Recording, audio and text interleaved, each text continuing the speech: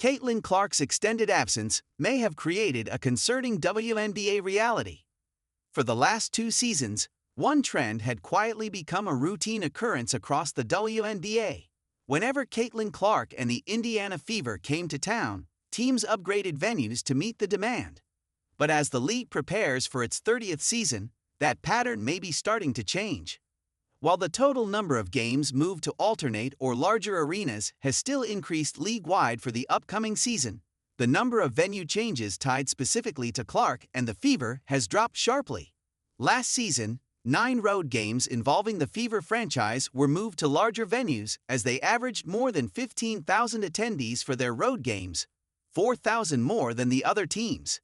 This year, that number is down to just 4. Overall, the WNBA has scheduled 19 games in alternate venues so far, which was just 15 last season. However, much of that increase comes from all the expansion that the league is doing. The Toronto Tempo and the Portland Fire are the 2 teams that will debut this year, where the Tempo will play 5 home games outside their primary arena, including games in Montreal and Vancouver, as the league continues to test new markets. Still, when it comes to Indiana, the change is hard to miss. The games against the Fever that have been moved to larger arenas in 2026 are. The most notable change comes from teams like the Washington Mystics, Connecticut Sun, and Atlanta Dream, who all moved games against Indiana. However, none of them have done so this time around. On the other hand, teams like the New York Liberty, Phoenix Mercury, Minnesota Lynx, and Golden State Valkyries already play in NBA arenas, so they don't need any venue change at all. If you are wondering why, the answer may be how Caitlin Clark's last season unfolded. After appearing in just 13 games, Clark suffered a groin injury in July and missed the remainder of the season. Yet, despite her absence, the Fever still attracted the most spectators in the league, though it looks like the teams are exercising more caution this year.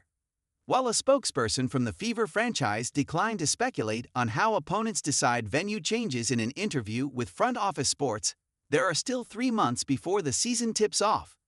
So if the demand is there, the games can still be upgraded. CBA negotiations cloud the 2026 WNBA season. Even though the league released a full 44-game schedule just a few days ago as a sign of confidence that the 2026 season will tip off on May 8, the reality behind the scenes is far less settled. The WNBPA and the WNBA have been at the negotiation table for over a year now, trying to find common ground for a new CBA, but they have continuously failed. After passing the last deadline, January 9th, without reaching an agreement, the players' union and the league have entered a status quo period where they have agreed to let the business continue as usual, while they try to meet eye to eye.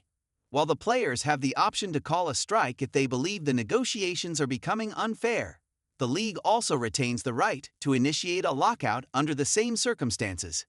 However, even after multiple missed internal deadlines, neither side has shown an appetite for taking that path.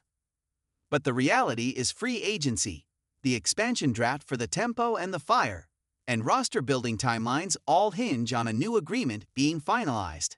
Until a new agreement is reached, teams are left operating with limited clarity, making it difficult to fully commit to decisions that depend on certainty, including venue upgrades for high-profile games involving stars like Caitlin Clark.